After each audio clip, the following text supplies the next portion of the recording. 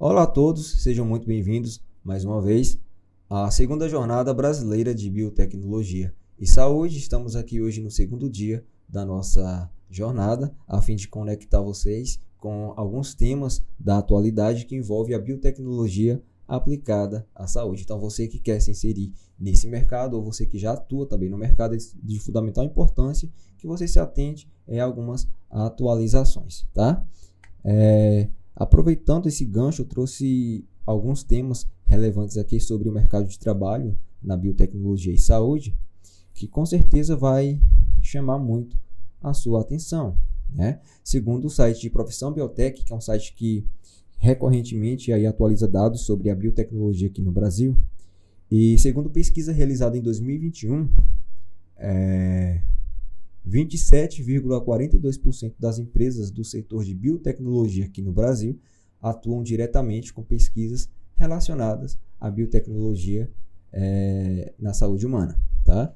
Enquanto a agricultura repercute aí a porcentagem de 20,48% em suas pesquisas.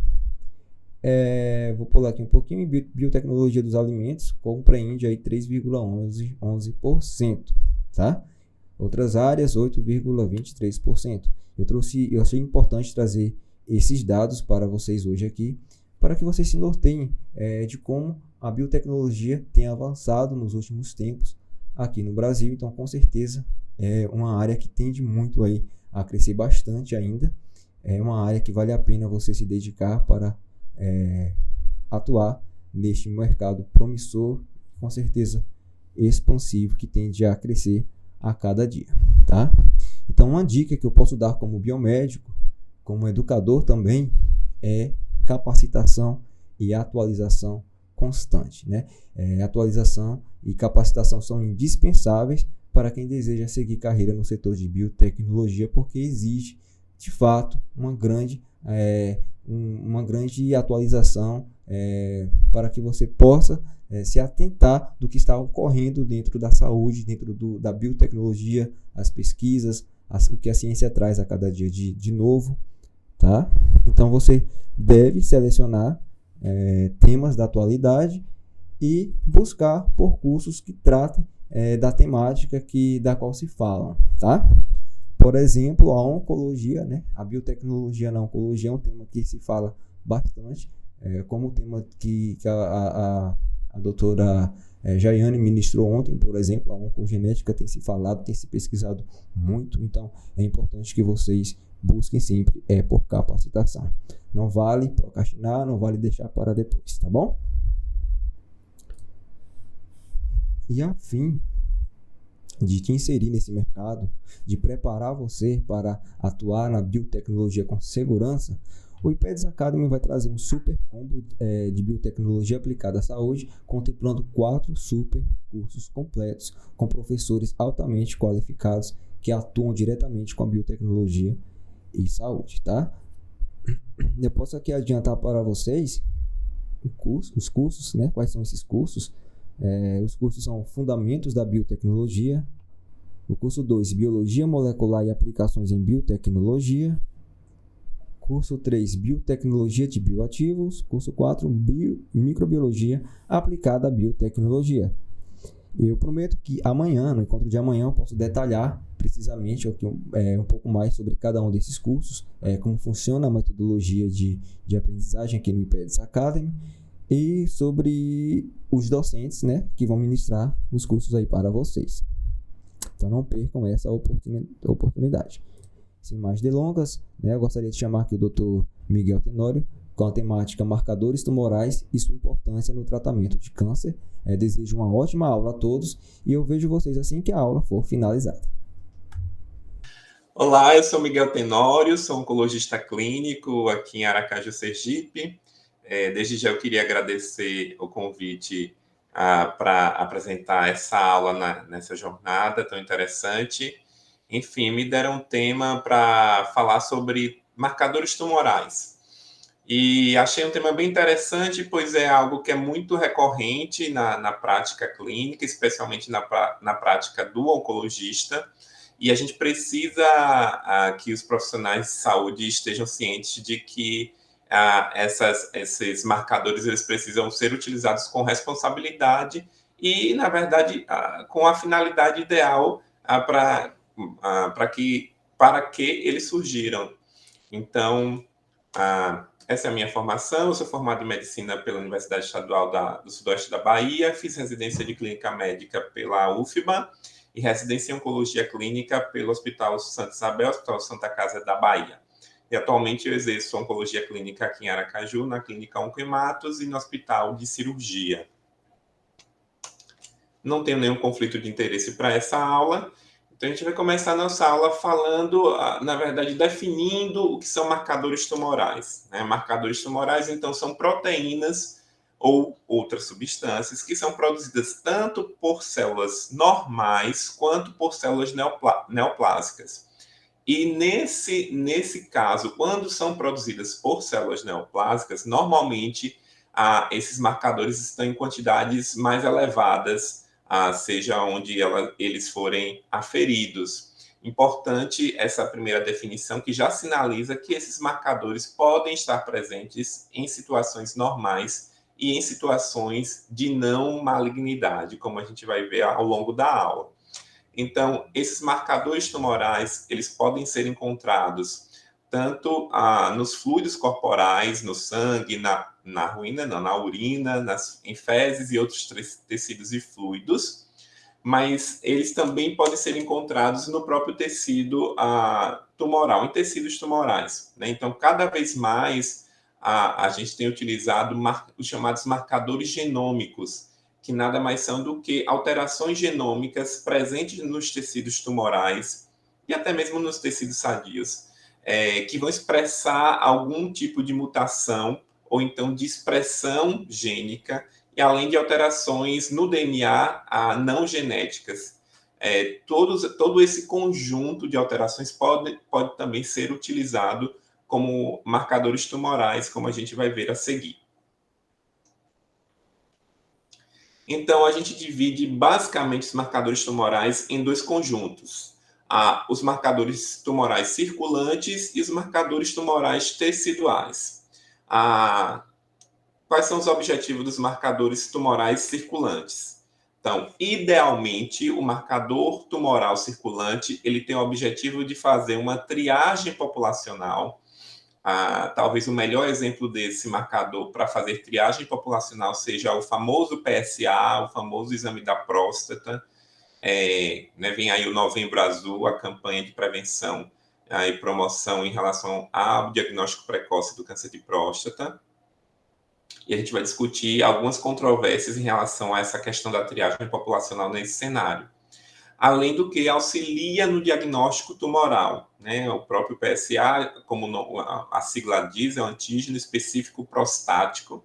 Então, embora já tenha sido descrito níveis pequenos em outros tecidos, mas a maior produção realmente é na próstata.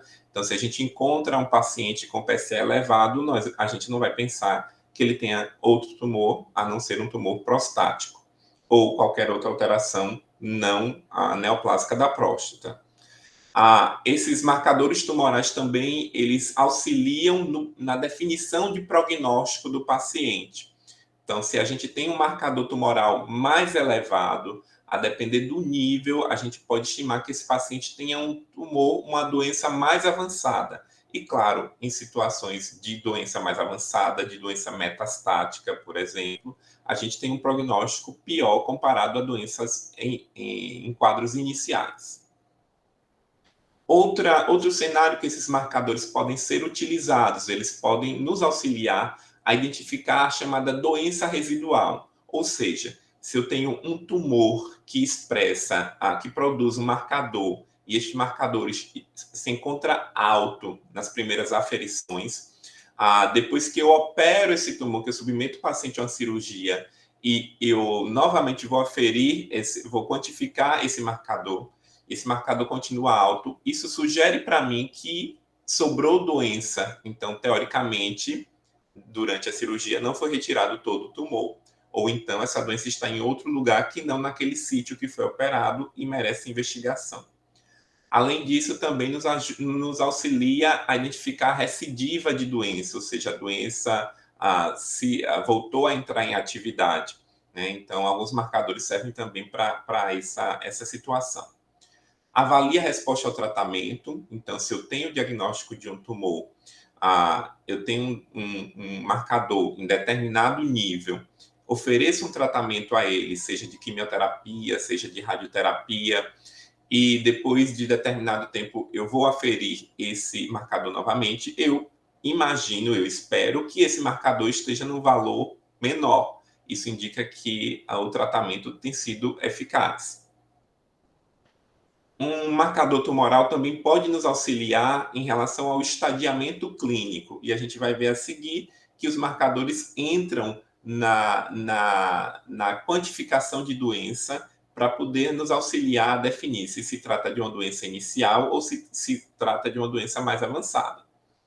Eles podem nos auxiliar também em relação à localização das metástases. Se eu tenho marcadores tumorais em quantidade muito elevadas em determinado paciente, eu tenho que lançar a mão de exames para investigar metástases, ou seja, doença à distância, presença de células tumorais fora do sítio do tumor primário. Então, eles podem nos auxiliar nessa investigação também. Os marcadores teciduais oferecem a maioria dessas possibilidades que a gente discutiu em relação aos marcadores circulantes. Além disso, eles vão nos auxiliar ao diagnóstico, especialmente diagnóstico diferencial. Por exemplo, se eu tenho um tumor, os chamados tumores de origem primária indeterminada. Existem tumores que nós, ao diagnóstico, não sabemos de onde foi originado. Encontramos apenas uma metástase. Nem todo tumor que se encontra no pulmão, ele é originado do pulmão. Nem todo tumor que se encontra nos linfonodos, ele é originado dos linfonodos. Então, para ter um diagnóstico de uma neoplasia, de um tumor maligno, eu preciso de uma biópsia. Quando eu biopsio esse paciente e eu suspeito que esse tumor não é originado nesse local primariamente, existem alguns métodos, como por exemplo métodos imunohistoquímicos, que nos auxiliam a definir de onde é que foi originado esse tumor. Novamente, o estadiamento, como eu falei inicialmente, marcadores circulantes auxiliam a gente a estabelecer qual é o grau dessa doença. Nos ajudam a classificar esse tumor, se é um tumor mais agressivo ou um tumor menos agressivo. Isso não em relação ao estágio de doença, mas o comportamento biológico do tumor. Eu posso ter um tumor no estágio mais inicial e ele ter um comportamento mais agressivo do que um tumor um pouco mais avançado, pelas características biológicas do próprio tumor. Mais uma vez, nos auxilia a estimar prognóstico, a saber se aquela doença ela tem uma chance maior de recidiva, por exemplo, a estimar se a sobrevida do paciente vai ser mais curta ou mais longa, a depender novamente da biologia do tumor, e muitas vezes nos auxilia a definir tratamento. Talvez essa seja uma das maiores aquisições da oncologia no período mais recente, é utilizar a presença de alguns marcadores para estabelecer alvos a serem atingidos, a fim de oferecer tratamentos mais eficazes a essa população que tem uma doença tão agressiva em alguns casos. Bom, os marcadores tumorais, a gente volta um pouquinho na história, talvez o primeiro marcador tumoral descrito tenha sido a famosa proteína do mieloma múltiplo, também conhecido como a proteína desse senhor aí, a proteína de Bence-Jones, Henry Bence-Jones, que foi descrito em 1848. É uma proteína, então, o mieloma múltiplo é uma doença que produz uma proteína, uma paraproteína, em doses mais altas, e essa paraproteína se deposita nos tecidos, fazendo uma disfunção de múltiplos órgãos, então, disfunção renal, disfunção óssea, disfunção cardíaca, enfim. E citar que os marcadores tumorais podem ser identificados, quantificados, através de vários tipos de métodos diagnósticos, então, por bioquímica, por métodos imunológicos, por métodos morfométricos, os ultraestruturais, moleculares, mais recentemente os testes de sequenciamento genético têm também participado, têm nos ajudado muito a estabelecer alguns marcadores, especialmente os marcadores teciduais. Bom, existe marcador tumoral perfeito, né? O marcador tumoral perfeito seria aquele marcador que pudesse oferecer todas aquelas condições que a gente falou no início, né? O marcador que se encaixasse em todo aquele perfil, né? Então, talvez o marcador mais que se aproxima dessa perfeição, porém não é perfeito, seja o PSA, que é o antígeno prostático específico. Então, o PSA, na verdade, é uma serinoprotease regulada por andrógenos, que é expressa tanto no tecido prostático normal quanto no tecido prostático neoplásico. Então, a função do PSA, na verdade, ele é secretado como uma proprotease, ele precisa ser ativado, ele é secretado pelas glândulas acinares da próstata, e uma vez que ele entra no lumen da glândula, ele sofre ativação, né? A função principal do PSA é dissolver o coágulo seminal e ajudar na formação do sêmen, do líquido seminal, né? No entanto, esse PSA pode rapidamente, se não utilizado, sofrer um processo de desativação. O certo é que parte desse PSA acaba alcançando a corrente sanguínea, e ele pode estar ou não aderido a proteínas plasmáticas. Quando ele está sem estar conjugado a proteína plasmática, nós chamamos ele de o famoso PSA livre, ou fração livre do PSA. E o PSA total é a soma do PSA livre com o PSA total. Então, como a gente pode ver aqui na figura, o PSA é produzido, né, nas glândulas acinares, e ele pode alcançar os vasos sanguíneos em alguma quantidade, maior ou menor, a depender da patologia presente na glândula. É importante que se diga que a fração de PSA, ela, teoricamente, ela é maior em doenças neoplásicas. Por quê? Porque o tumor consegue fazer uma destruição da arquitetura da glândula, fazendo com que a membrana basal que organiza as células seja rompida e uma quantidade maior do antígeno alcance a circulação.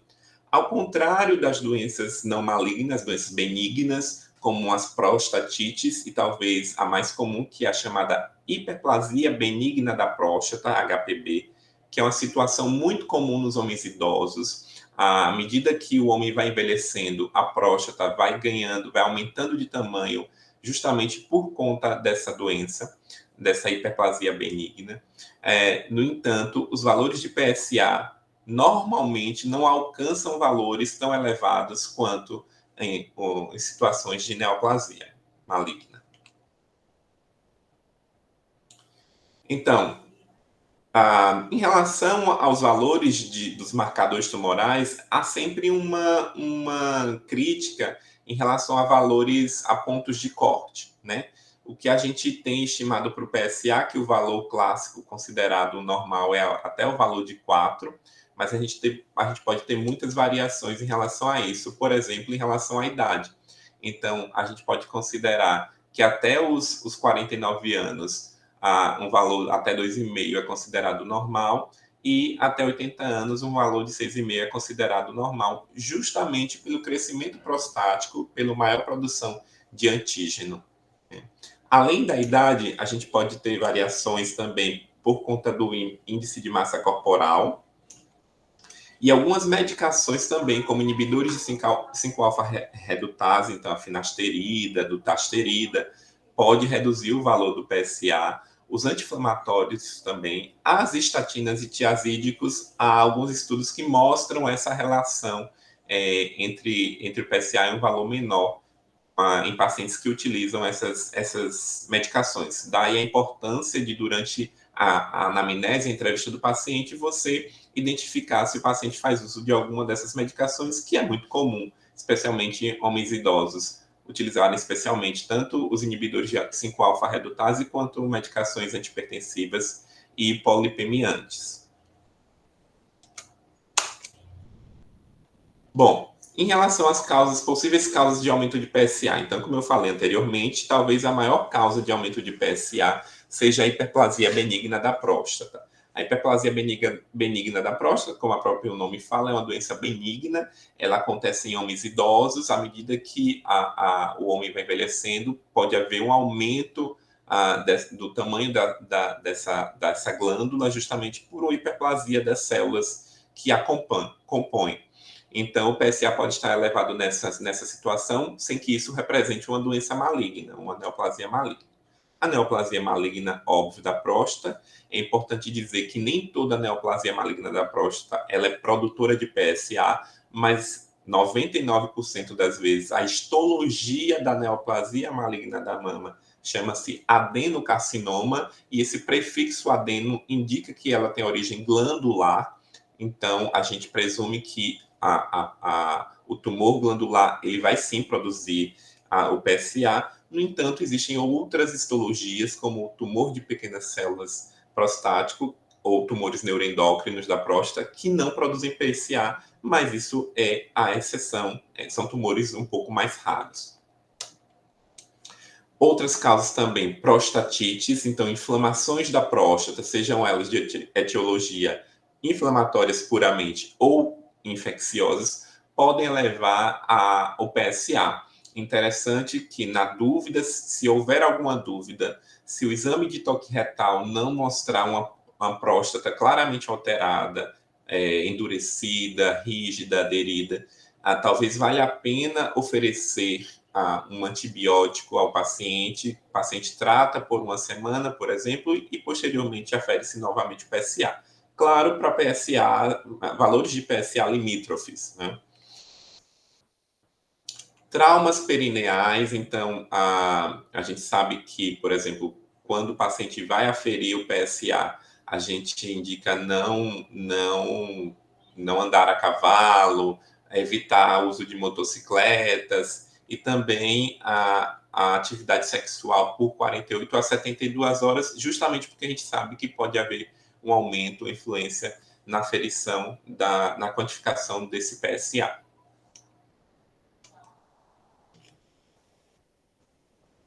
Bom, como eu falei lá nos métodos de marcadores tumorais circulantes, a primeira indicação ideal de um marcador tumoral seria a possibilidade da realização do screening populacional. O que é isso, né? Seria a possibilidade da gente fazer uma investigação na população geral, a fim da gente diagnosticar precocemente tumores, intervir nesse tumor, e com isso aumentar a chance de cura, aumentar a chance de sobrevida, diminuir a mortalidade dessas pessoas. Então, hoje, para o câncer de próstata, para o uso do PSA, qual é a indicação da Sociedade Brasileira de Urologia, da Sociedade Americana, da Sociedade Europeia? Indicação é começar aos 50 anos, a triagem populacional. Existem alguns fatores de risco para o qual a gente comece essa triagem anterior, sim. Né? Então, se houver história familiar, e é importante que os guidelines, eles orientam que essa história familiar é a história de câncer de próstata em familiares, em homens, obviamente, com idade inferior a 65 anos. Isso é considerado história familiar.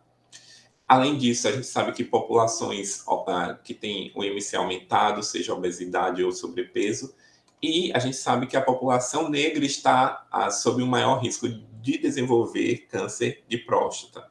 Então, para essas populações, as recomendações são que a triagem comece entre 40 e 45 anos.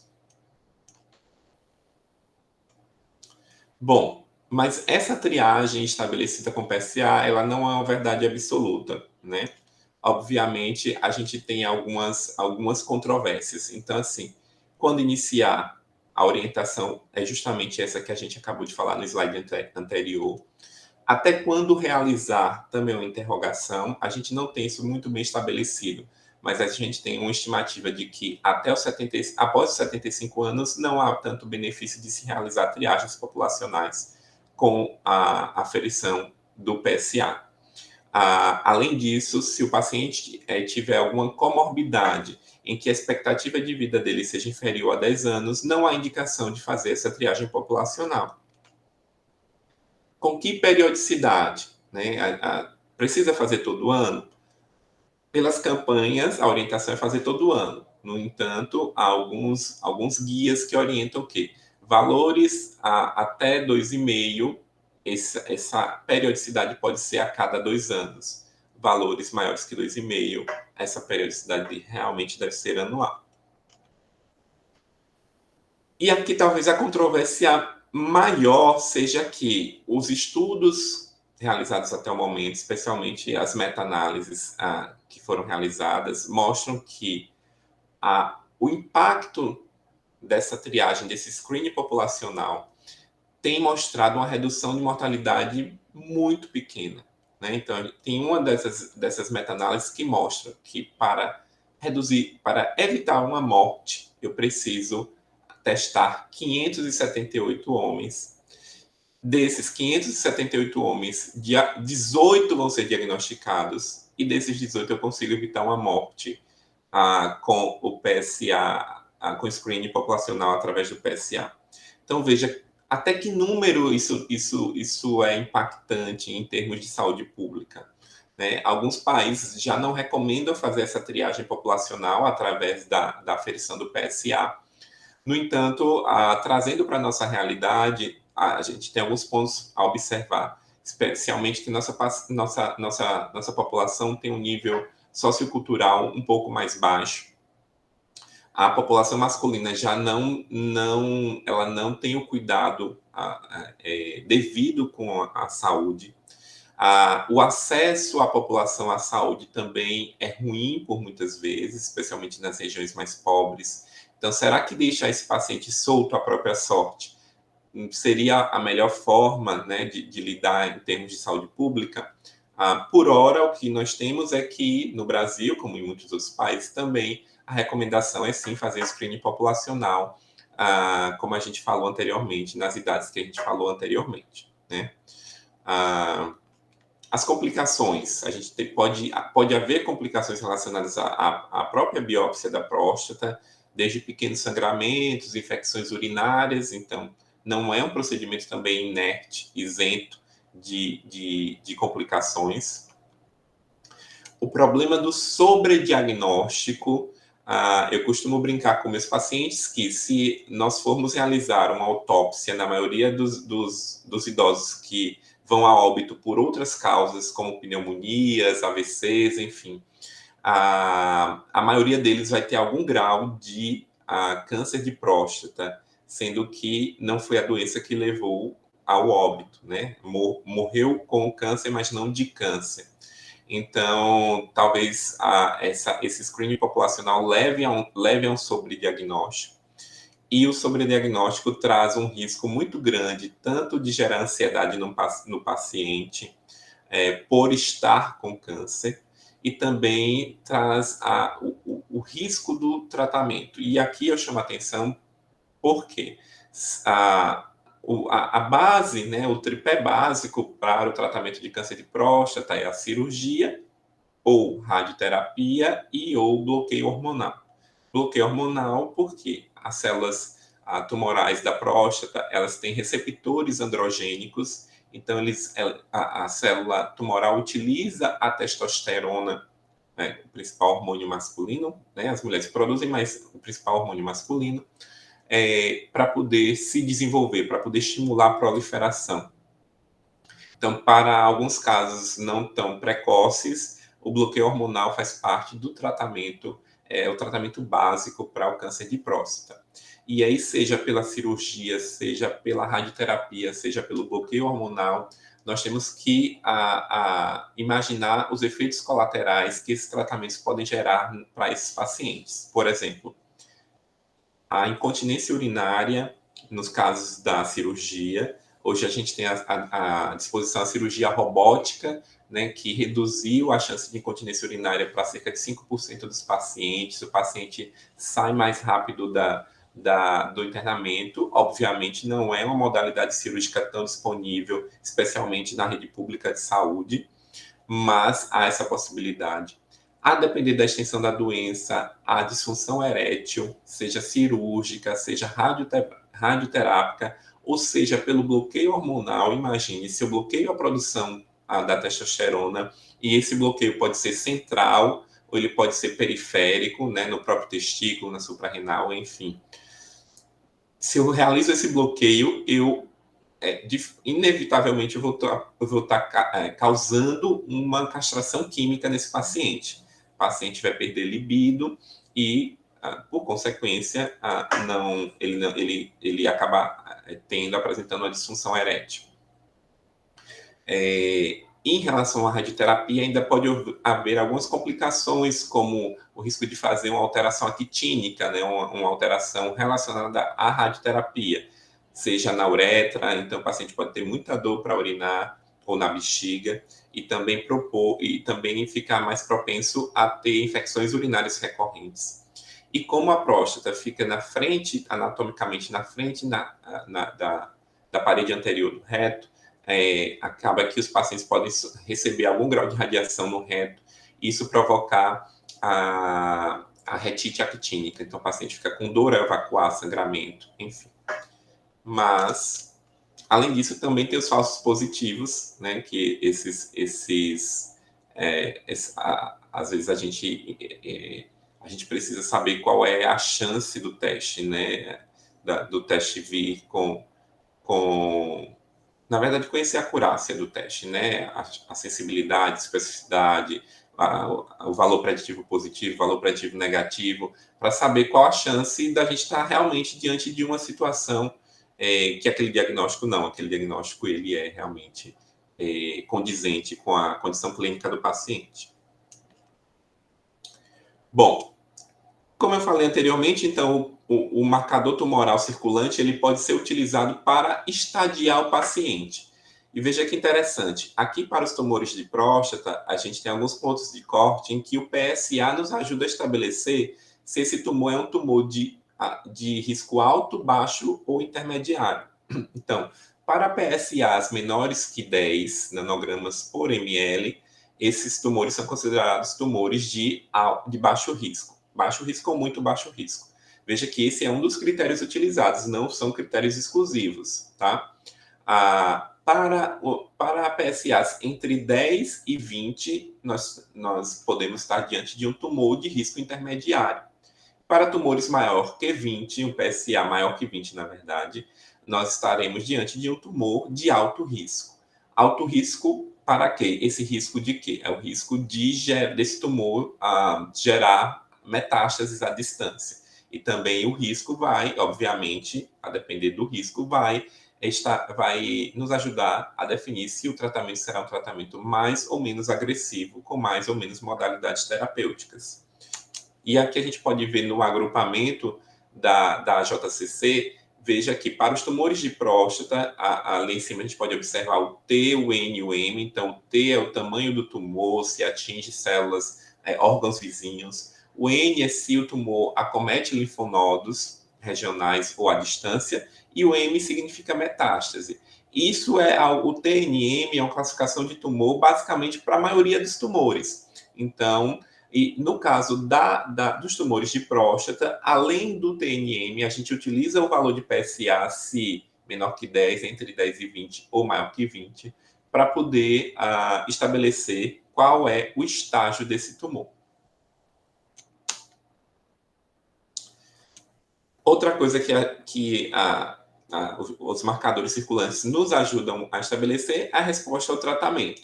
Então, como eu falei anteriormente, o tratamento do tumor de próstata, ele pode ser cirúrgico, ele pode ser radioterápico e ele pode necessitar do bloqueio androgênico, que é o bloqueio hormonal, a terapia de deprivação androgênica, o bloqueio androgênico. qualquer que seja o tratamento empregado, nós esperamos um resultado final, que é justamente o quê? A queda do PSA. Então, se eu tenho um PSA de 50, eu espero que, depois de iniciado esses tratamentos, o PSA caia e tem um valor que a gente deseje, se possível, zerar esse PSA. Então, para o paciente que tem um diagnóstico de câncer de próstata, quanto mais zero o PSA, quanto mais próximo de zero o PSA, indica que maior está sendo a efetividade do tratamento. Como eu falei anteriormente, o valor do PSA também vai indicar para a gente se está havendo recidiva. Por exemplo, se eu trato um paciente com tumor de próstata, o PSA zera, mas depois de algum tempo esse PSA começa a se elevar, eu tenho que ficar com o sinal de alerta ligado. Para isso, a gente tem alguns critérios. Né? Talvez o critério mais famoso para avaliar a recidiva de câncer de próstata seja o critério de Fênix. Isso eu me refiro ao valor de PSA. Então, se o paciente foi submetido a uma cirurgia de próstata, o PSA tem que zerar. Se esse PSA atinge o valor de 0,2 nanograma por ml ou maior, isso indica que eu estou diante de uma recidiva bioquímica, ou seja, provavelmente alguma célulazinha tumoral sobrou naquela região prostática ou até um pouco mais à distância. Era uma célula muito pequena, não aparecia nos exames, era microscópico, obviamente, e daí ela começou a entrar em atividade e começou a produzir PSA. Então, uma vez detectada essa recidiva bioquímica, aumento do PSA exclusivamente, eu tenho que oferecer algum tratamento ao meu paciente. Já após radioterapia, o valor que nós utilizamos é o nadir, ou seja, o menor valor de PSA que esse paciente alcançou, somado ao valor de 2. Quando o paciente atinge, por exemplo, suponhamos que ele zerou, então se ele atinge o valor de 2, ou então o nadir dele foi de 0,5, ele atinge o valor de 2,5, nós estamos diante de uma recidiva bioquímica pós-radioterapia. Por que é importante o acompanhamento e a definição dessa recidiva? Porque nós precisamos intervir e oferecer o tratamento de resgate. Então, para pacientes que fizeram, por exemplo, cirurgia e apresentaram uma recidiva bioquímica, nós temos que, quanto mais precoce nós iniciarmos esse tratamento de resgate, que nesse caso seria a radioterapia, maior a sobrevida do paciente, como a gente pode ver no gráfico ao lado. Bom, um outro objetivo dos marcadores tumorais circulantes é justamente a localização das metástases. Veja que aqui a gente tem na figura um desenho, na verdade, uma amostragem de um exame que é conhecido como PET-CT. Nesse caso, é PET-CT PSMA, que é um exame, é uma tomografia um pouco mais sensível, justamente porque o contraste ele é injetado no paciente. O contraste utilizado nesse caso é a base de galho, né? Ele vai como um radioisótopo, e ele, quando encontra uma região onde há uma célula neoplásica prostática, ele vai se ligar a essa célula, justamente porque na molécula ele leva conjugado esse antígeno, né, de membrana semelhante ao PSA. Então, se eu tenho uma célula que foi produzida pela próstata em alguma outra região, normalmente doença óssea, doença linfonodal, esse PSMA vai se ligar a essa célula e o galho vai acabar emitindo radiação que vai ser captada pelo tomógrafo, pelo aparelho, e vai ser expresso nessa situação, como a gente pode ver, esses pontinhos mais escuros. E aqui a gente tem as diversas possibilidades dentro da oncologia. Então, na figura a gente, na região superior, a gente tem os pacientes com doença, e embaixo a gente tem a resposta pós-tratamento. Então, na figura A, a gente tem uma resposta completa, na figura B, uma resposta parcial, na figura C, uma progressão de doença, e na figura D, uma doença estável. Vocês podem ver que o rim, né, e as vias urinárias estão bem escurinhos, não quer dizer que eles estão doentes. Na verdade, é onde o contraste é eliminado, tá bom? Então, o PSA ainda tem essa possibilidade de nos ajudar a encontrar metástases.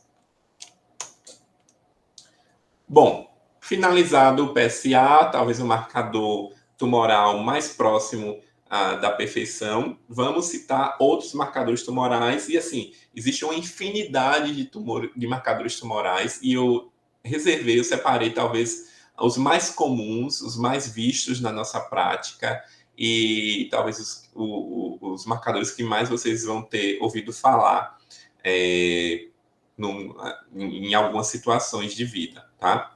Então, o primeiro deles que eu separei é o antígeno carboidrato 125, ou o famoso CA125. Então, o CA125 é uma extensa glicoproteína transmembrana, e ele é derivado de dois epitélios, basicamente. O epitélio celômico, que é o epitélio que, lá na embriologia, origina todo o tecido que recobre tanto o abdômen, quanto o pulmão, quanto o coração. Então, o peritônio, o pericárdio, a pleura tem origem nesse epitélio celômico. E também no epitélio mileriano, que vai produzir a tubo uterino, o endométrio, a endocérvice. E é justamente por isso que ele é um marcador muito presente, muito utilizado quando a paciente apresenta uma massa pélvica, uma massa na parte ginecológica, trato genital, justamente por conta dessa origem. Ele pode ser detectado basicamente através desses dois anticorpos monoclonais. É importante dizer que o CA125 não serve para screening, não tem indicação para screening, né? Então, veja, ao contrário do PSA, não existe indicação de eu pedir de forma generalizada este exame para a população em geral, né? Então, é muito comum, inclusive alguns colegas médicos, especialmente ginecologistas, cardiologistas, por vezes pedem esse marcador. O paciente recebe esse resultado, vai pesquisar na internet e aí dá de cara que ele é um câncer e que ele está com câncer. Imagine a angústia que isso não vai gerar nesse paciente. É muito comum a gente receber no consultório pessoas que simplesmente tiveram um exame alterado, sem ter diagnóstico de câncer, e vem para a consulta extremamente ansiosos. Então, não serve para screening, não serve para triagem populacional, CA125. Ele é ideal para quê? Ele pode nos auxiliar caso a paciente apresente uma massa pélvica, que a gente não tem biópsia ainda, e ele esteja muito aumentado. Então, a gente pode suspeitar que trata-se de um tumor do trato genital feminino. Ainda assim, carece de biópsia para fechar diagnóstico, tá? Então, existem alguns estudos que imaginam que esse CA125, esse antígeno, esteja relacionada também à capacidade de gerar metástases desses tumores de trato genital. Então, o que se sabe através de estudos é que esse antígeno, ele se liga, ele interage com a mesotelina, que é justamente a proteína presente na superfície desses epitélios celômicos, né, do peritônio, do pericárdio, da pleura, e através dessa interação seja realizada a migração dessas células tumorais do tumor primário, da região do tumor primário, para metástases à distância. Bom, e o CA125, ele é exclusivo de câncer de trato genital feminino? Não. Existem alguns tipos de tumores que não produzem o CA125. Então, algumas histologias podem não produzir esses marcadores. Esse marcador, como eu falei em relação ao PSA. Então, especialmente os tumores de células claras e os tumores millerianos mistos, eles não produzem a CA125. Então, se eu tenho uma paciente que tem uma massa, uma tumoração no trato genital, eu solicito CA125, esse CA125 vem baixo, isso não indica que ela não tenha um tumor, né? Eu preciso realmente de um material de uma biópsia, adquirir material histológico para poder me certificar. Estágio da doença também, novamente, como a gente falou, a acurácia do teste pode variar de acordo com o estágio. Então, a sensibilidade desse teste para estadio 1 é em torno de 25% a 75%. Já para o estadio 2, 61% a 96%. Veja que houve um aumento dessa sensibilidade justamente com um estágio maior de doença, ou seja, uma quantidade maior de doença. A idade pode interferir também. Mulheres na pré-menopausa, esse teste tem uma sensibilidade de 50% a 74%, enquanto possui uma especificidade de 69% a 78%.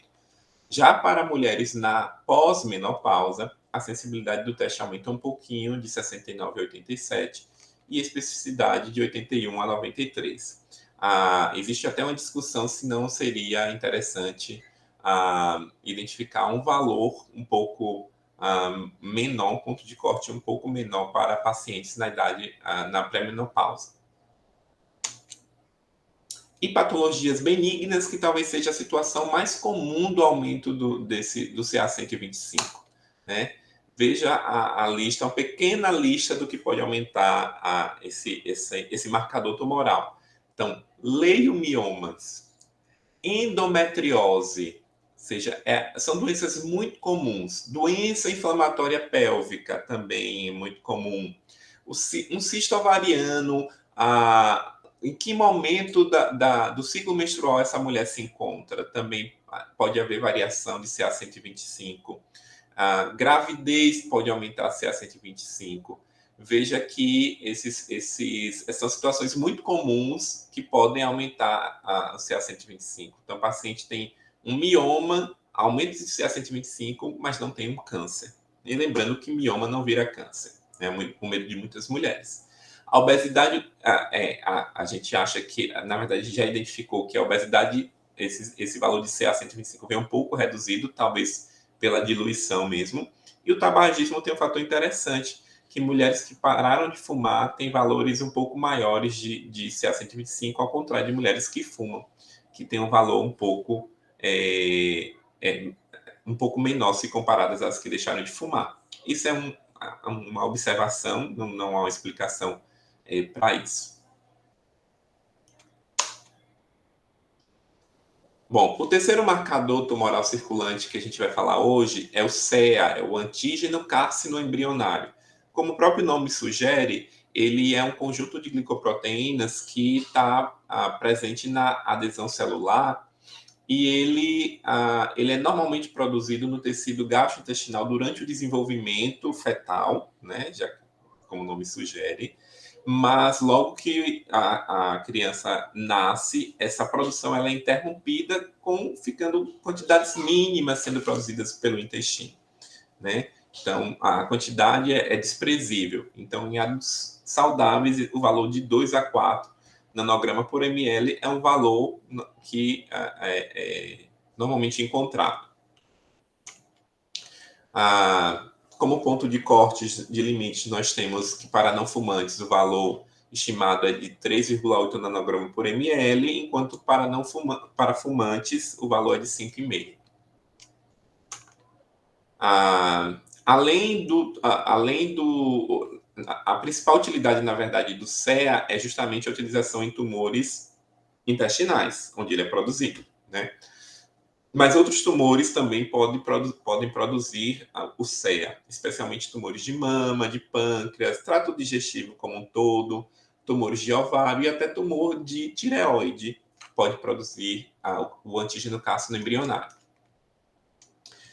Para variar, outras condições não malignas que podem aumentar o valor do antígeno carcinoembrionário. Então, colecistite, inflamação da vesícula pode aumentar a quantidade do CEA na corrente sanguínea.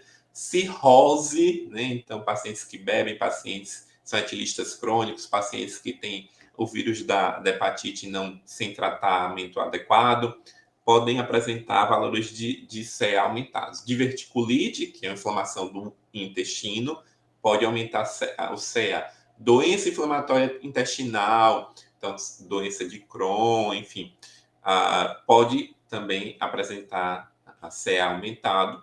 Pancreatite, inflamação do pâncreas, e até mesmo pneumonias podem aumentar o CA, sem indicar necessariamente uma neoplasia maligna.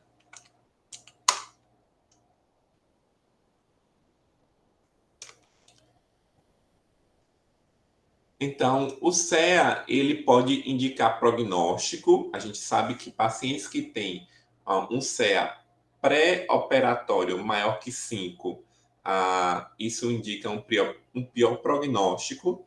No entanto, se eu tenho um paciente que tem um tumor no intestino, tem um CEA de 5, eu opero esse tumor e vou aferir esse CEA novamente depois de alguns dias de realizada a cirurgia, e esse CEA normalizou, esse prognóstico torna-se bom novamente. Então, ele serve para a gente realmente definir se o paciente vai ter provavelmente uma evolução boa ou não. Caso esse CEA se mantenha elevado, isso pode indicar para a gente que há uma persistência de doença, ou seja, aonde é que, né, vamos investigar, será que tem algum ponto de doença em algum outro local? Vamos realizar um exame de imagem, uma ressonância, uma tomografia, para avaliar se sobrou alguma doença que a gente não tinha identificado anteriormente. Existem, inclusive, alguns protocolos que recomendam acompanhar o paciente que teve um tumor de intestino, que foi tratado, que foi operado, que realizou quimioterapia ou não. Existem alguns guias, alguns protocolos que orientam, dentre os exames a serem realizados, acompanhar o valor do CEA. E caso esse CEA aumente, né, indicando uma possível recidiva de doença, a indicação é fazer algum exame de imagem para justamente identificar onde é que essa doença ressurgiu.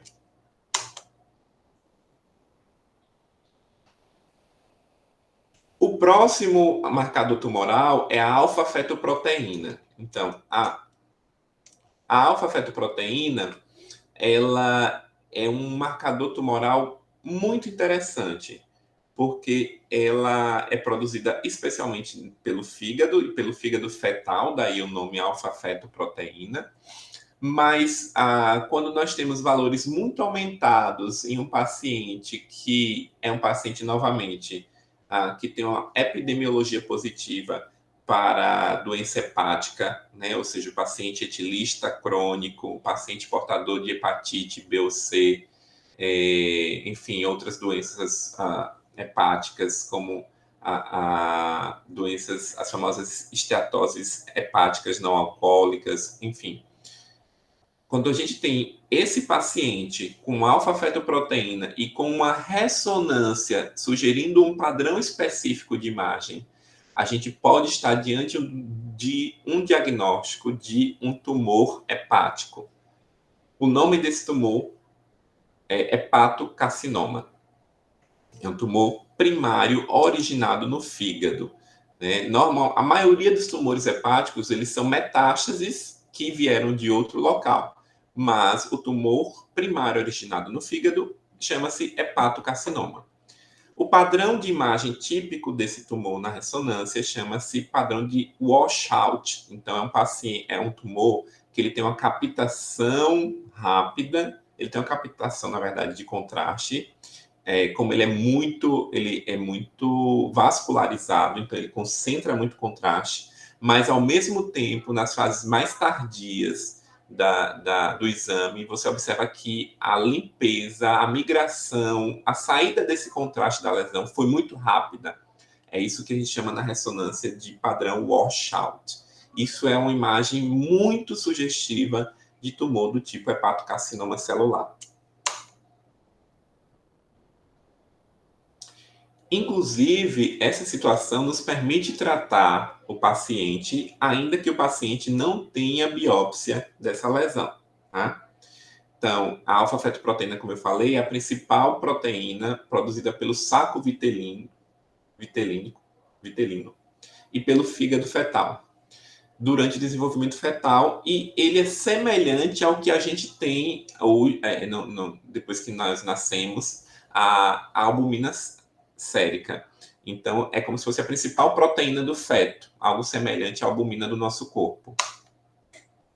Então, além da relação com os tumores, com os carcinomas hepatocelulares, a alfa-fetoproteína pode ser muito utilizada na obstetrícia, especialmente para rastrear síndrome de Down, defeitos do tubo neural e algumas outras anormalidades cromossômicas que cursam com o aumento desse marcador. Mas, em seres humanos adultos, não existe essa função, tá? Os níveis adultos eles são alcançados em torno de 8 a 12 meses depois que a criança nasce. A gente não sabe muito bem o papel deles em humanos, mas em roedores a gente já identificou que a alfa-feto ela protege os fetos femininos da viralização, né? Então, mas em seres humanos o papel específico da alfa-feto ainda não está bem estabelecido. Bom, eu separei esse conjunto de tumores, né, que são os tumores germinativos não seminomatosos, para poder apresentar a vocês alguns outros marcadores tumorais circulantes. Então, os tumores, antes disso, só para explicar que os tumores germinativos, como o próprio nome diz, são tumores que são originados nas gônadas, então no testículo, no ovário, e esses tumores têm uma secreção específica de alguns marcadores que nos auxiliam assim, de forma muito importante, tanto no diagnóstico, quanto no estadiamento, quanto no acompanhamento desses pacientes e na efetividade do tratamento.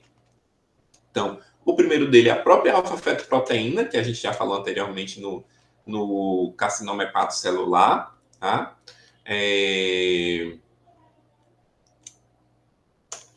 O segundo é a lactato desidrogenase, também conhecida popularmente como LDH. LDH é uma enzima que participa no processo de transformação de energia a partir da glicose.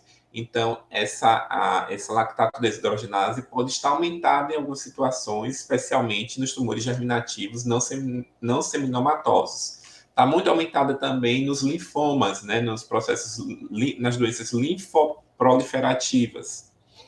E, enfim, aqui a descrição de onde ela pode estar presente, de que células ela pode estar presente, então no fígado, coração, pâncreas, rins, nos músculos é muito comum a presença do LDH, obviamente, são células que necessitam de grande quantidade de energia, no cérebro e nas hemácias. E o outro marcador circulante é a gonadotrofina coriônica, HCG. Sim, é a famosa substância que auxilia a gente no diagnóstico de uma gestação. Ela é uma glicoproteína que é produzida no tecido fetal, no trofoblasto da mãe, né? E ela pode estar aumentada nos tumores germinativos, como eu falei. Veja que a soma dessas três substâncias, desses três marcadores, diante de um nódulo no testículo, por exemplo, ou um nódulo no ovário, ajuda a gente a identificar esse grupo de tumores e a classificá-los no estadiamento. Então, como eu falei aqui, a gente tem alguns pontos de corte que nos auxiliam no estadiamento, né? Então, os marcadores séricos. A gente tem a aferição do LDH, um ponto de corte, se ele está abaixo de 1,5 ou entre 1,5 e 10, ou maior que 10, isso é o limite superior da normalidade. Para o HCG, a gente tem os pontos de cortes menor que 5.000, entre 5 e 50.000 e maior que 50.000. E para a alfa-fetoproteína, a gente tem menor que 1.000, entre 1.000 e 10.000 e maior que 10.000. Isso auxilia, semelhante ao PSA, a classificar qual estágio de doença desse paciente portador de um tumor germinativo e qual a melhor estratégia terapêutica para esse paciente. O próximo marcador tumoral é o antígeno carboidrato 199, o CA199. Ele é um antígeno que ele é muito comum nos tumores de pâncreas, né? Ele é um tetrassacarídeo que está presente nas superfícies celulares e esse açúcar, né, ele auxilia no reconhecimento de uma célula a outra. Ele é muito importante, mais uma vez, no tratamento, no acompanhamento terapêutico dos tumores pancreáticos do pâncreas exócrino.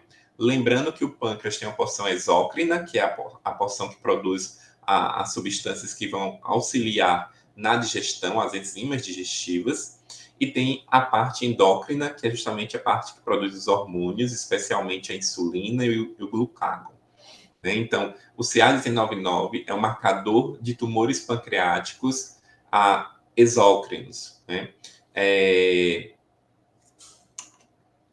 Ele, mais uma vez, não está indicado para a gente fazer screening, então não é esse o objetivo. Né? No entanto, se eu tenho um paciente, mais uma vez, um paciente que é etilista crônico, bebe muito, tem um quadro de pancreatite crônica em decorrência desse etilismo e cursa como um quadro sintomático, uma dor abdominal, na investigação é observado em algum exame de imagem que esse paciente tem um tumor, né, um caroço, uma tumoração no pâncreas. Eu peço o CA19-9, esse marcador é aumentado, muito aumentado, a chance disso ser um tumor de pâncreas é muito grande.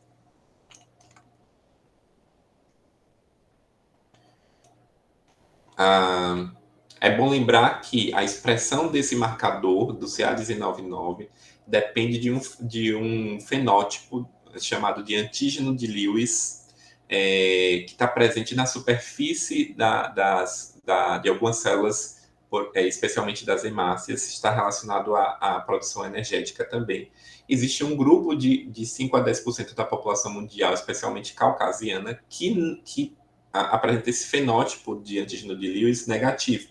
E aí acaba que ele não expressa esse CA19-9. Isso é só uma curiosidade. Bom, a gente já falou que ele não serve para screening, não serve para triagem de câncer de pâncreas, mas justamente em virtude disso, que para tumores pancreáticos a sensibilidade que varia muito de acordo com a série, com o estudo. Então, a sensibilidade pode ser de 70% a 92%, enquanto a especificidade pode ser de 68% a 92%, muito semelhantes. Mas observa-se que, na verdade, esses valores eles podem variar muito de acordo com o tamanho da lesão pancreática. É um ponto de corte estimado para o CA19-9 em torno de 37 unidades por ml.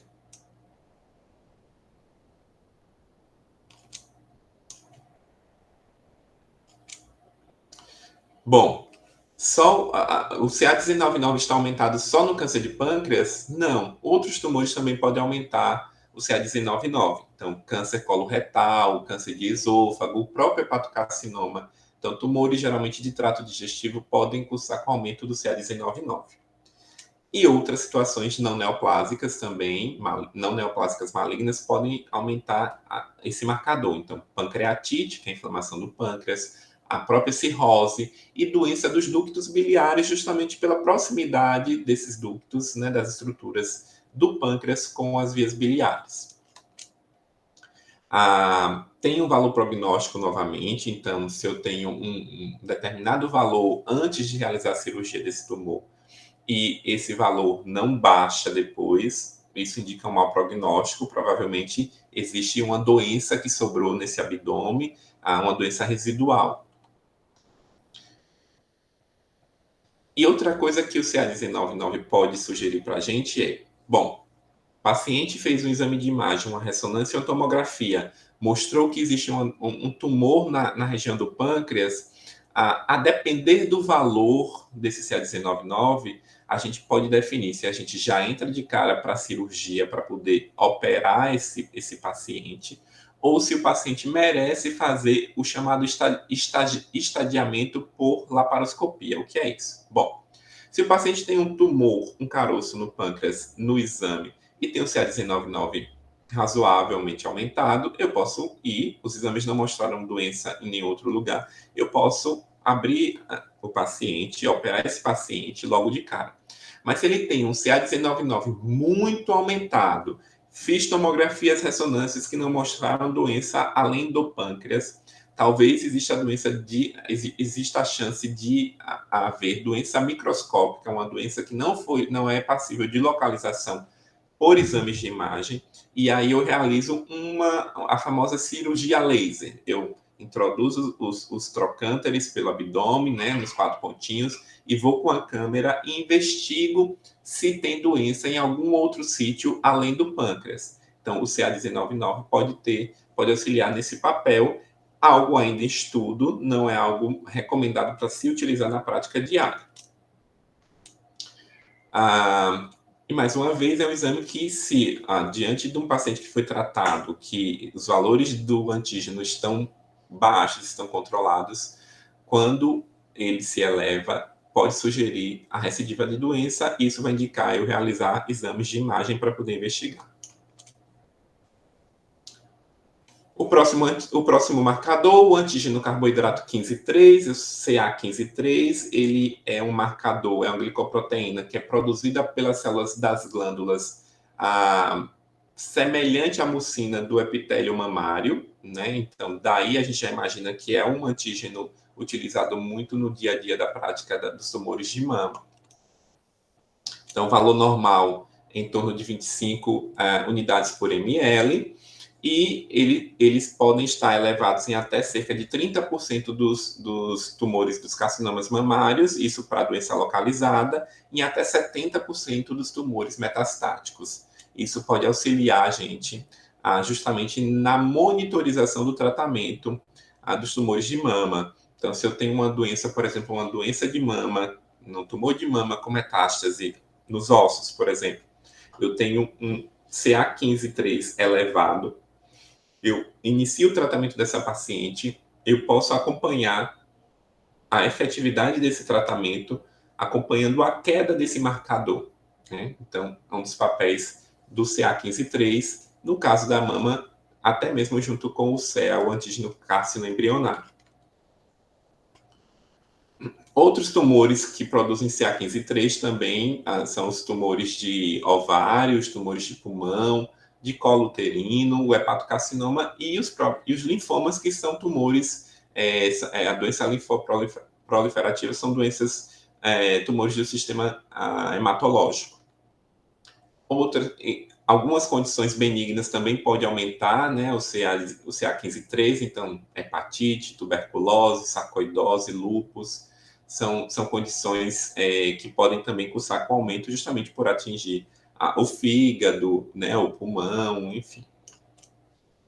E é importante que se diga que uma pequena parcela da população, cerca de 1,3% da população, vai ter o CA15-3 aumentado naturalmente, sem que isso represente uma doença, enfim, uma neoplasia maligna.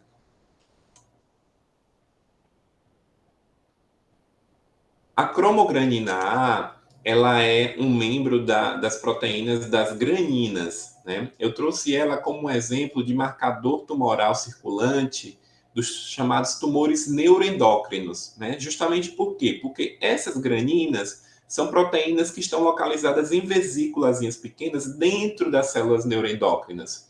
E aí, como o próprio nome sugere, neuroendócrina, ela tem meio que um efeito hormonal. O hormônio nada mais é do que uma substância que é produzida em determinada glândula e vai estimular uma ação em uma outra região, em um outro órgão, né? E esses peptídeos, as graninas, eles além de ter um efeito endócrino, eles podem ter um efeito chamado endócrino ou parácrino. São justamente a ativação de glândulas produtoras de hormônio na região, próxima à região onde eles são secretados, eles são produzidos, tá?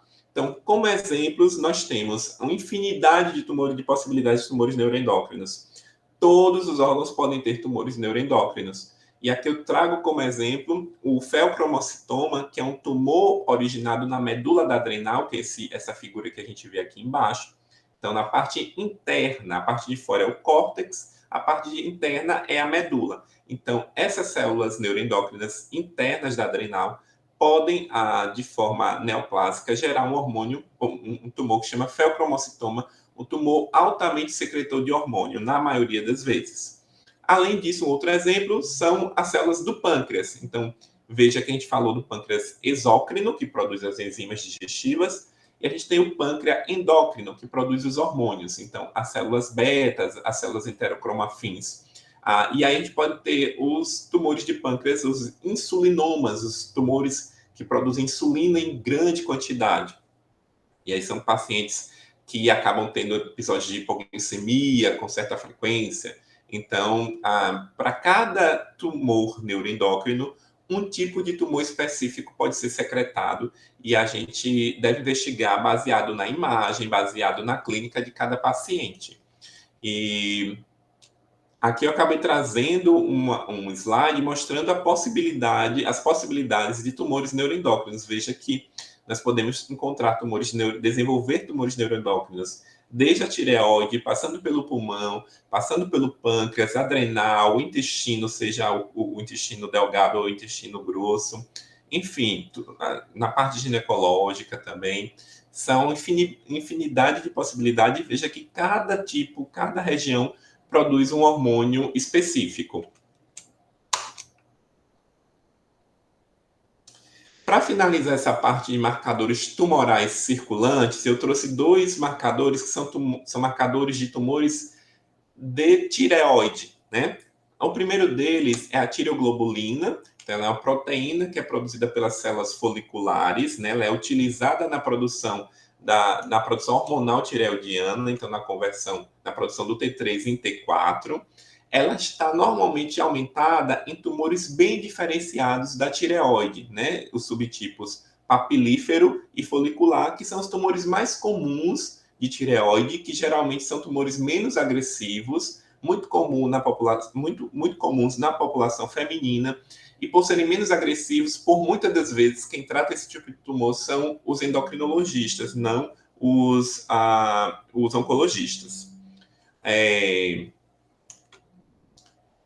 Então, quando a gente tem um paciente que tem uma tireoglobulina muito aumentada, a gente pode estar diante de um paciente que tem uma doença mais extensa. Então, é muito comum esses tumores de tireoide produzirem metástases para os linfonodos cervicais e para até mesmo o pulmão e ossos. Então, talvez com valores mais extensos, mereça uma investigação mais aprofundada para avaliar a extensão de doença extratireoidiana. Um detalhe é que se o paciente tem um tumor localizado na tireoide, depois que ele é operado, esse nível tem que baixar para menos, para normalidade, na verdade. Um outro hormônio que eu trouxe, um outro marcador, que na verdade é um hormônio, né? A calcitonina. A calcitonina é produzida pelas células C da tireoide, né? São células parafoliculares, e elas têm um papel na homeostase do cálcio, né? Então, esse hormônio reduz a concentração do cálcio no sangue, seja reduzindo a absorção pelo trato digestivo, a reabsorção pelos rins, e também mantendo esse cálcio dentro do osso, né, inibindo a reabsorção óssea. Ele faz justamente o papel contrário do paratormônio PTH. É um hormônio, é um marcador que está aumentado principalmente nos tumores tireoidianos medulares. Os tumores medulares e os tumores anaplásicos de tireoide são tumores mais agressivos, são menos comuns, e por serem mais agressivos, exigem tratamento mais agressivo. E aí, nesses casos, são tumores que normalmente o oncologista acompanha. A calcitonina também pode ser produzida por outros tumores, né? A exemplo do pulmão, do pâncreas, da mama. E também condições benignas, né? A tireoidite, a inflamação da tireoide é muito comum, a pancreatite e doença renal crônica. Bom, até aqui a gente falou dos marcadores tumorais circulantes, né? Nessa última parte da aula, a gente vai falar dos marcadores tumorais teciduais, né? Que nos auxiliam especialmente na definição de tratamento, na classificação do tumor e na definição de tratamento, né? E o primeiro marcador tumoral tecidual que eu trago são os chamados receptores hormonais, né? Os receptores hormonais, eles são muito comuns em até 67% dos tumores da mama, especialmente os receptores de estrogênio e os receptores de progesterona, né? Até 67% dos tumores da mama podem apresentar esses receptores positivos. Isso indica o quê? Que esses tumores, eles utilizam os hormônios femininos no estímulo à proliferação desse tumor. Isso é importante por quê? Porque classifica o tumor para a gente e auxilia a definição de tratamento. Esse tipo de tumor de mama, ele é muito comum em mulheres mais idosas, né? Normalmente, eles têm uma velocidade de duplicação menor do que tumores que não têm receptores hormonais e, a curto prazo, ele tem um bom prognóstico. Porém, ele exige um acompanhamento a longuíssimo prazo, porque a chance de recidiva é muito alta. Como eu falei, a importância desse marcador é justamente que a gente utiliza eles para poder definir tratamento.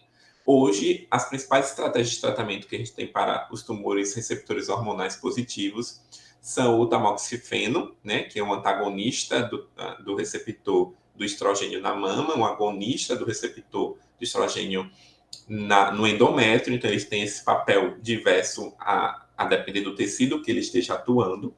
E também os bloqueadores da aromatase nas mulheres que estão na menopausa. Os ovários não produzem hormônio feminino, esse hormônio feminino é produzido principalmente no tecido adiposo, justamente através dessa enzima aromatase. Então, a gente age bloqueando essa produção dessa enzima e inibindo a produção de hormônio feminino.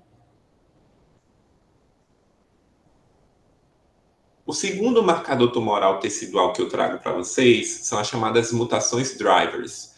Na verdade, a gente sabe que todo câncer é um câncer, tem uma origem genética, né? O câncer, ele surge de uma alteração genética que ocorre durante a divisão celular, durante o processo de renovação, de crescimento celular. Esse erro, ele pode ser corrigido através de mecanismos de reparo presentes no nosso organismo, ou essa célula com esse erro, que contém esse erro, pode ser identificada como uma célula anômala e sofrer toda a cascata processo de morte celular, destruição pelo sistema imunológico. Por conta de mecanismos de escape, alguma dessas células consegue, né, se livrar desses mecanismos, ou então não possui os mecanismos de correção, e é justamente nessas situações que surgem as células e os tumores neoplásicos, os tumores malignos. E hoje já é uma realidade da oncologia a identificação de mutações em alguns tipos de tumores específicos para as quais a gente já tem uma droga-alvo desenvolvida que vai atuar nessa determinada mutação. E aqui eu trago um exemplo, esse gráfico ao lado, o gráfico de pizza, é um gráfico mostrando as principais mutações presentes no câncer de pulmão, na histologia tipo adenocarcinoma, né? Então a gente tem que até 54% dos tumores, né, podem ter algum tipo de mutação, né, quando testados. E talvez a mais famosa delas seja a mutação do EGFR, que é um receptor do fator de crescimento derivado do endotélio, a sigla em inglês. Então, a gente administra uma medicação, um comprimido, uma medicação oral, para esse paciente que tem esse perfil específico. E vejam no gráfico abaixo, né? Aqui eu trago uma droga que foi desenvolvida, uma droga de primeira geração. Nós temos hoje drogas de terceira geração. Essa droga de primeira geração, chamada gefitinib, foi comparada à quimioterapia clássica. E veja a diferença na sobrevida livre de progressão, ou seja, na chance da doença progredir em pacientes com câncer de pulmão, com metástase. Veja como as curvas se separam, mostrando o benefício maior da droga gefitinib comparada à quimioterapia clássica. Então, a perspectiva e a intenção da oncologia hoje é justamente desenvolver drogas cada vez mais efetivas que permitam desfechos melhores para os pacientes. e a identificação de pontos chaves para atuar, para poder desenvolver essas medicações, é uma necessidade cada vez maior. E o terceiro, e também muito importante, marcador tumoral tecidual é um marcador imunológico. Bom, como eu falei anteriormente, como a gente pode observar aqui no desenho, na figura, a gente tem que a célula tumoral foi apresentada ao sistema imunológico e o sistema imunológico vai destruir essa célula. Então, a célula T, o linfócito T, vai agir através tanto da destruição dependente, né, citotóxica dependente de anticorpo, mas pode destruir tem ação direta também.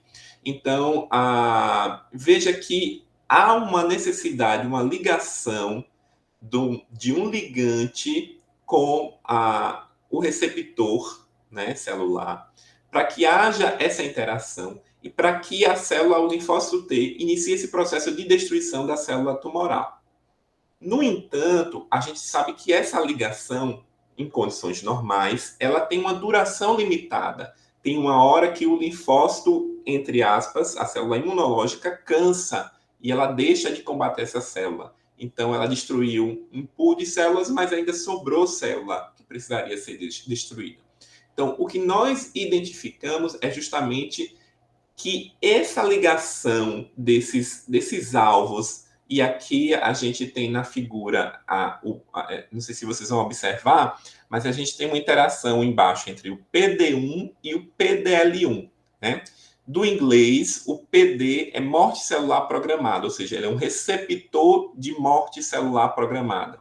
Então, o linfócito se liga ao ligante da célula tumoral, e em algum momento esse linfócito vai ser induzido a morrer, justamente porque ele se cansa dessa destruição, desse processo. Então, uma dos cenários identificados para desenvolver drogas que impedem essa ligação, e se a gente impede essa ligação, a gente tem uma resposta mais duradoura desse linfócito atacando esse tumor. Então, a gente vai ter uma resposta melhor e maior, né, na destruição desse tumor. Então, o PD1 e o PDL1 passou a ser um marcador tecidual imunológico que é aferido tanto em célula tumoral quanto em células do sistema imunológico e, incrivelmente, também através da chamada biópsia líquida. A gente tira o sangue do paciente, detecta um pedacinho de tumor que estava circulando ali no sangue e quantifica essa proteína nessa célula circulante, tá? Então, veja, quando foi desenvolvida essa droga, esse tipo de medicação que impede essa ligação e faz com que o linfócito continue atacando o tumor, são as chamadas drogas, a imunoterapia, que talvez seja junto com as drogas-alvo, seja uma das perspectivas mais modernas dentro da oncologia. Veja esse gráfico mostrando justamente a chance de progressão de doença num paciente que tem um melanoma, que é um câncer de pele avançado com metástase, e utilizou imunoterapia. Veja que a linha de cima mostra uma chance muito maior, uma sobrevida muito maior, livre de progressão de doença desse paciente, favorecendo justamente o uso da imunoterapia em comparação com a linha de baixo, que é quimioterapia. Então, é uma perspectiva futura do desenvolvimento de drogas mais efetivas que auxiliam de forma assim muito impressionante. Os pacientes alcançam uma resposta muito boa, uma resposta duradoura, né? E assim, a gente não sabe até hoje se alguns pacientes estão curados ou não, porque a gente ainda não teve coragem de suspender o tratamento desse paciente. Mas é uma perspectiva de tratamento, assim, fantástica. Bom, para finalizar, eu trouxe só a tabela mostrando, na verdade, um resumo aqui do resumo, mostrando que existem infinitas possibilidades de marcadores tumorais. O objetivo da aula não é a gente falar de cada um deles, né? Mas eu busquei trazer os mais comuns da nossa prática. E a mensagem que eu quero deixar para casa é que os marcadores tumorais, como a gente falou anteriormente, eles podem realmente ser pesquisados nos fluidos corporais, no sangue, na urina, fezes, nos fluidos, nos tecidos, que com exceção do PSA, e eu colocaria um asterisco aqui, nenhum outro marcador serve para triagem neoplásica, né? E até o PSA é questionável, como a gente discutiu anteriormente. E que cada vez mais os marcadores teciduais, como a gente falou na parte final da aula, cada vez mais esses marcadores tumorais são identificados e são importantes na definição, classificação da doença e definição de estratégia terapêutica com melhor resposta para o nosso paciente, que é o que a gente tem como objetivo no final das contas. Então, eu acho que a mensagem que tem que ficar: nenhum marcador tumoral serve como diagnóstico de câncer, né? Eu acho que essa é a principal mensagem dessa aula. Aqui são as referências bibliográficas. Dizer que eu estou à disposição, agradecer mais uma vez o convite. Aqui os meus contatos. Qualquer dúvida, eu me encontro à disposição. Obrigado pela atenção de todos. Ótima aula, Dr. Miguel. Muito obrigado pela sua participação. Foi um conteúdo excelente. Com certeza vai ajudar aqui a todos que participaram. Fará parte do crescimento profissional, acadêmico de nossos participantes, tá?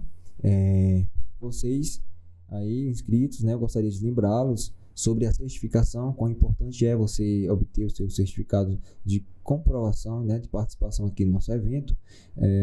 Você clicando no botão abaixo aí do vídeo, você vai estar solicitando o seu certificado, e também o QR Code ao canto direito da sua tela. Aí também você pode estar apontando a câmera do teu telefone e estar solicitando o seu certificado, né? Dessa forma, nós poderemos liberar a progressão do seu certificado assim que você solicitar, e não vai demorar muito tempo até que você possa ter em mãos o seu certificado de participação, tá? Lembrando que esse certificado ele é válido para horas complementares. Você vai poder utilizar para enriquecer o seu currículo profissional, para apresentar na sua instituição de ensino, para apresentar na sua instituição de trabalho também, tá?